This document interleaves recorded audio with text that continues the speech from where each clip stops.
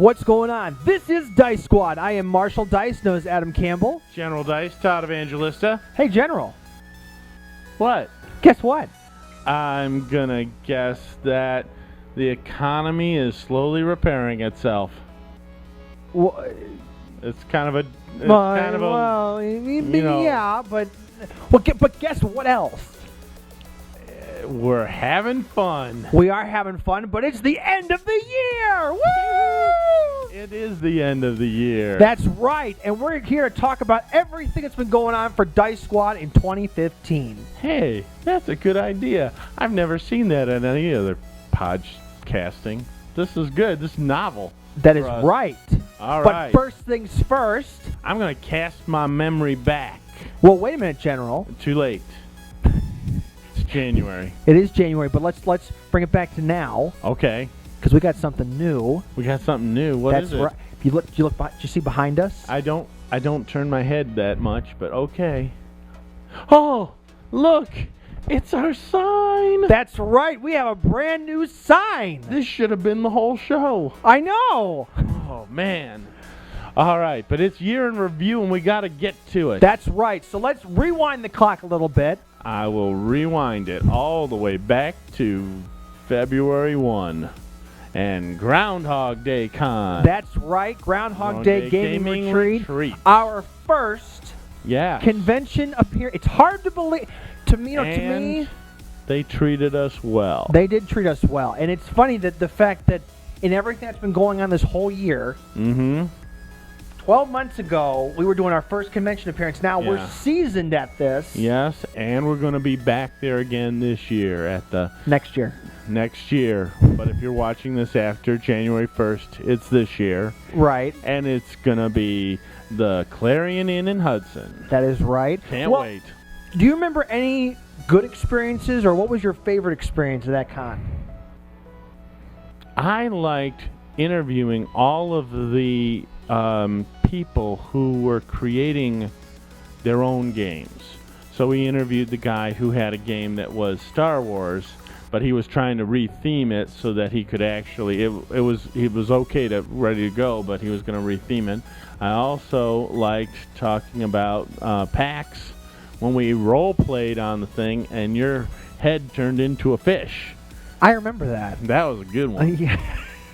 You don't have good luck with role-playing games. Well, but aside from that, though, I do have good luck with meeting all our wonderful guests. We actually, Andrew Burkett, remember, with Heebie-Jeebies? Right. And remember, we got to play Hey, That's My Fish. We played a bunch of games off-camera. Hey, That's My Fish, and Put Out That Fire, and... Witches, is now out of print. If you didn't listen to us and get it before it went out of print, I didn't know too bad. It's not coming back either. Huh. They lost the license. It's really? Done. It's done. Well, if you got it then, man, it's a collector's item. You can sell it on eBay for like twice what it's worth, right? Probably more. Yeah.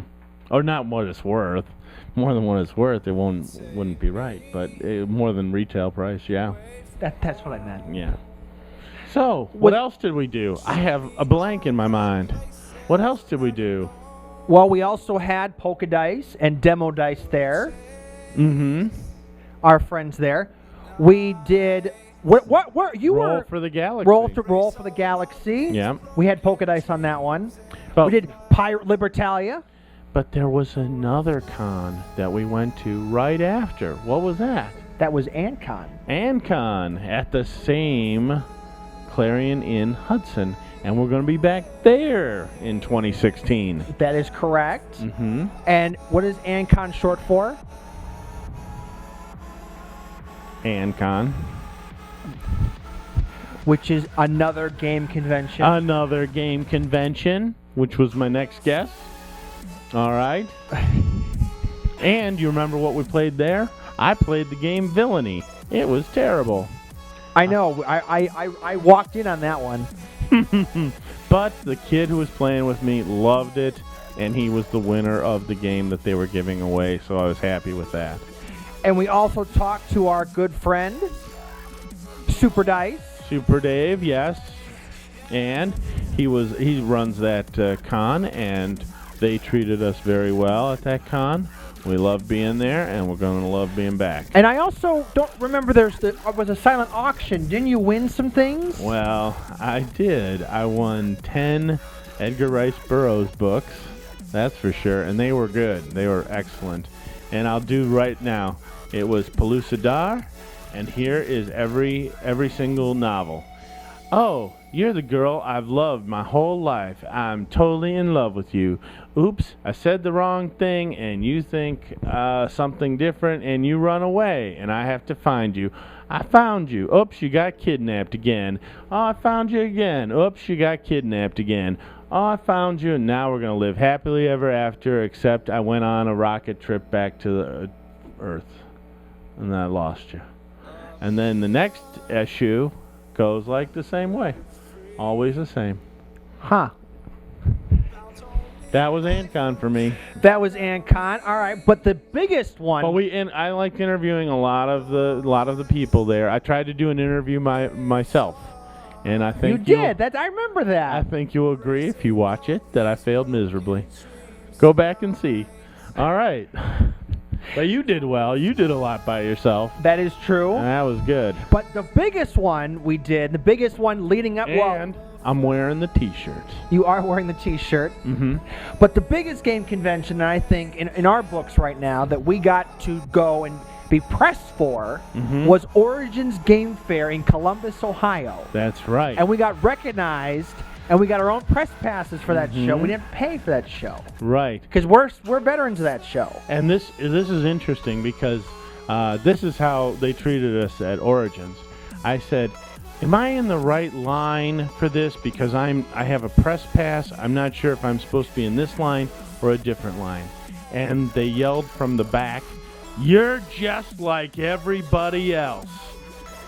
But you proved them wrong because you weren't like everybody else. I tried to say that I was an individual, but they proved me wrong. Oh no, they did not. Because you don't remember that story. Yes. Where you had someone in the show yell General Dice. Well, that's true. When I was waiting in line, everybody in line seemed to know the show. Yeah. Yeah. So and then you came to me and were like, "Oh man, this is so cool." Yeah, that was great being in line, even though it was like an hour wait. It was nice to be recognized and to meet people from all over the place who came to Origins, and probably it was one of the best Origins I've ever been to. Shout out to that guy in Switzerland. Yeah. You too, Norway. Anyhow, so we've got the Origins Game Fair. What was your favorite part of that one? Well, for me, there's three things. Okay. One, the fact that we got to be press. Yeah. Two, we got to go into areas we weren't supposed to be in. Well, that too. But I got to also represent Boar's Head Games, which is an organization that we're both part of. That I got to run some events. Right. And that was to feel like a person running the games is a lot different than someone experiencing the games. And yours were all sold out. That is correct. And I will also have other games going on at Origins Game Fair next year or this year when you watch this podcast. Yes. And I had a couple of role-playing games that I ran, which were excellent. I had excellent players. That I had a whole dungeon set up for them, and they said, "We nuke it from orbit." And it threw me for a bit. And then I thought, they nuke it from orbit, but they're not in orbit. They were only 10 feet away when they nuked it. So they pretty much nuked themselves. And I was like, okay with that. But we also got to meet some brand new friends. Mm-hmm. I think that the coolest one, and I think one of our biggest fans, game-wise, and everyone, and I'm talking to everybody, but the one I got to meet at Origins that was really cool was I got to meet Brotherwise Games that does Boss Monster. Yes. And they gave our show a free copy of Boss Monster 2. Mm-hmm. And I also got to meet Sam Whitworth. Yes. Who did a cool shout-out for our Dice Squad show. Mm-hmm. And I got to meet all the people at the Dice Tower game podcast. I got to meet Tom Vassell and Z Garcia and Jason. Can't remember your last name. Sorry, Jason. But you're famous now, so I met him. I knew him when. And we met. We were hanging out with our Boar's Head People. That was fun.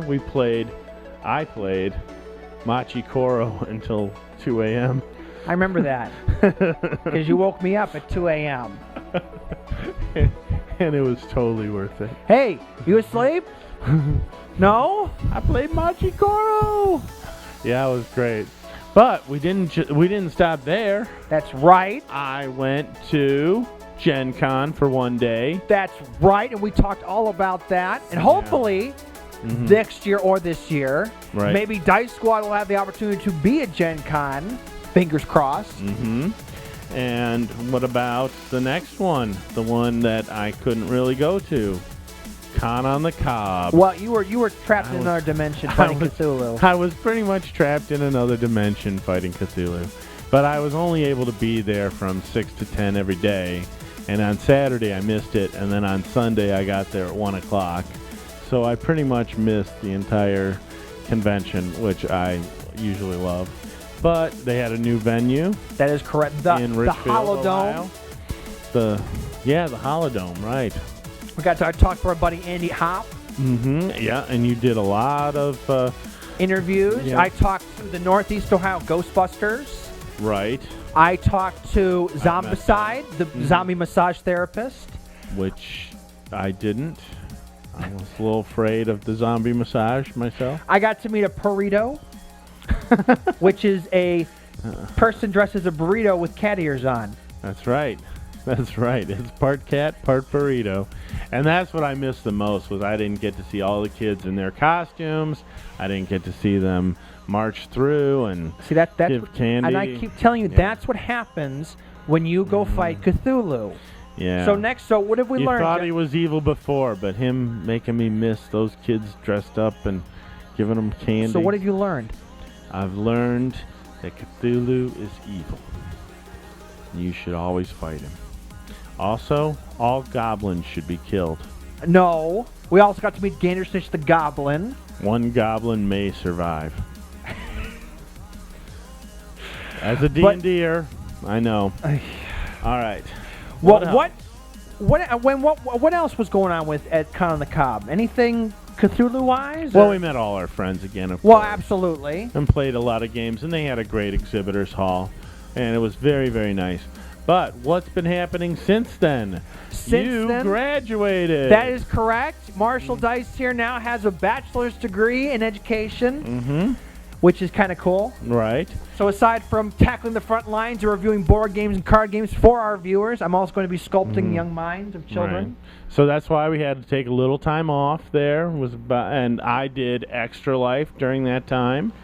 That's also you raised some awesome money for children's hospitals. And we had a great time, although there were a couple of times when I passed out because I was too tired. But that's okay. So now we got to review. We got to give our opinions. What was your best experience this year in gaming? Well, for our episodes, I think, and these go all the way back to January. Right. My favorite episodes of our show that I think we reviewed was Boss Monster and Pokemon Master Trainer. Right, because we had Pokédice in there. That is correct. I think my favorite comment for that episode was the fact that you had said, Milton Bradley's last hurrah. That's true. That's true, because we found from Super Dice, he told us that Hasbro was known in the industry as Hasborg. Because resistance was futile.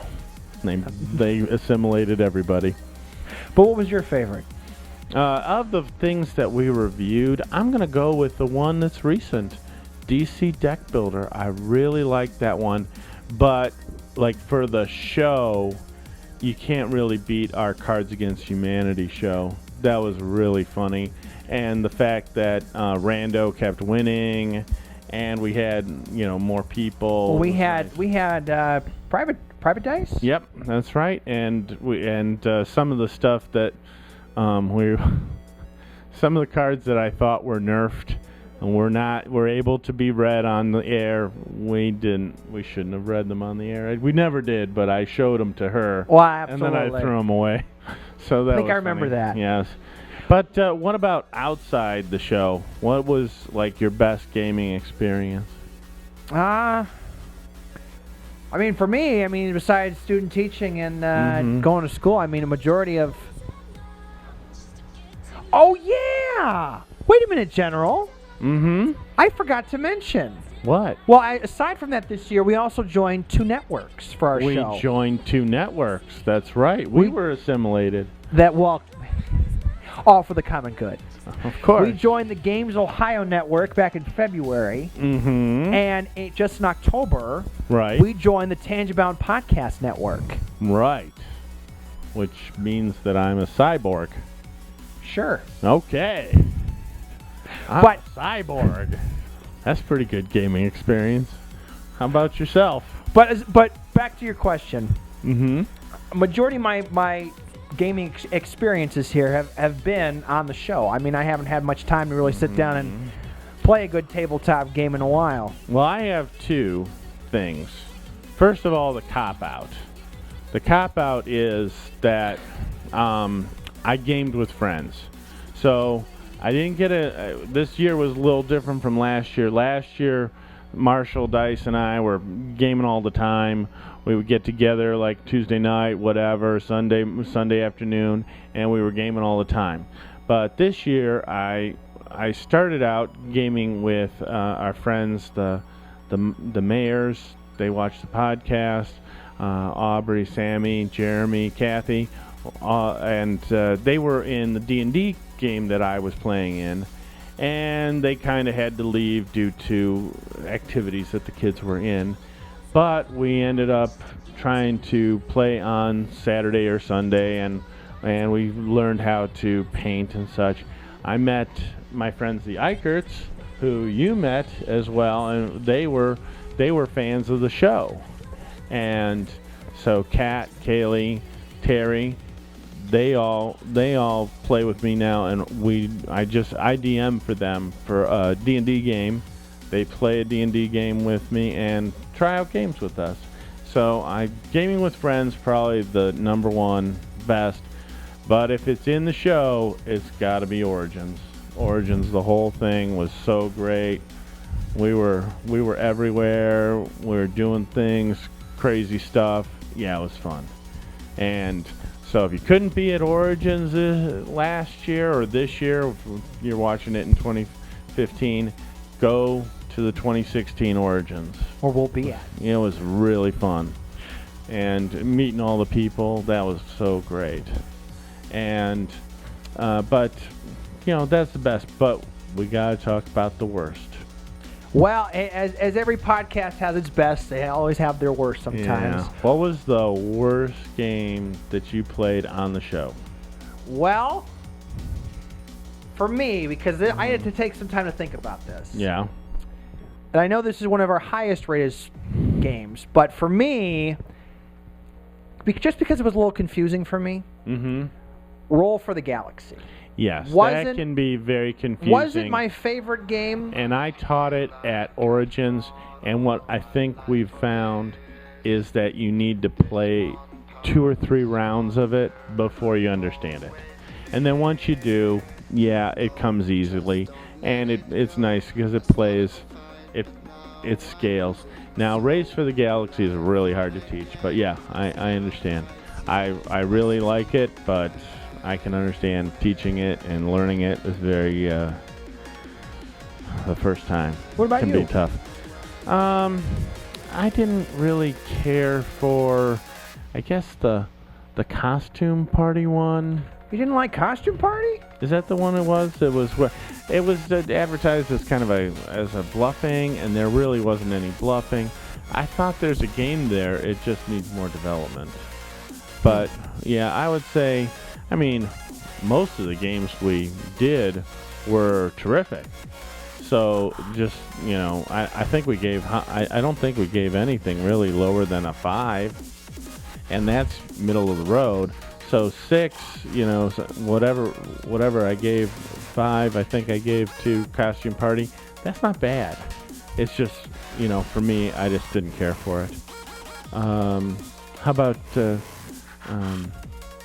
and we had the best, we had the worst. How about, I got the worst gaming experience I had at Christmas. Gamed with my family.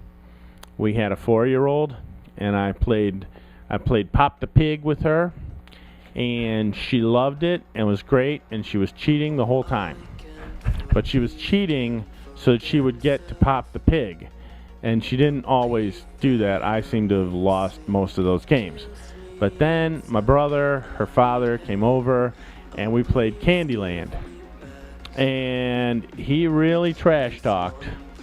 And when he won, he went, "Yeah, I win. I'm in Candy Castle. I'm in Candy Castle. Eating all the candy. Eating the candy. And I'm eating King Candy. I'm eating his candy." And he kept it up. And she said, "I wanted to win." And she cried and cried and cried. That was pretty low. Yeah. All right. Well, on that note, If you can trash talk a 4-year-old, and show her how to be a bad winner, I don't know. all Maybe right. that was the point. Well, let's try to maybe bring up the end of our show hey, here all with- my family. Hey, just saying hi. I know you don't So- watch the show. With 2015 coming to a close, Mm-hmm. 2016 is just on the horizon. Yeah. And for the cool things here at Dice Squad and also our channel Soup Studios, Right. we got some brand new content coming your way aside from Dice Squad that I don't want to talk about just yet because it's so new and exciting. I can't even tell you, gentlemen. I don't even want to know. But just stay tuned. But Friendship is magic, remember. I'm not saying that has anything to do with the new content. Just saying. from all of us Friendship is magic. From all of us here at Dice Squad, wishing you a happy new year and an awesome, exciting 2016. This is Marshall Dice, known as Adam Campbell. General Dice, Todd Evangelista. See you guys.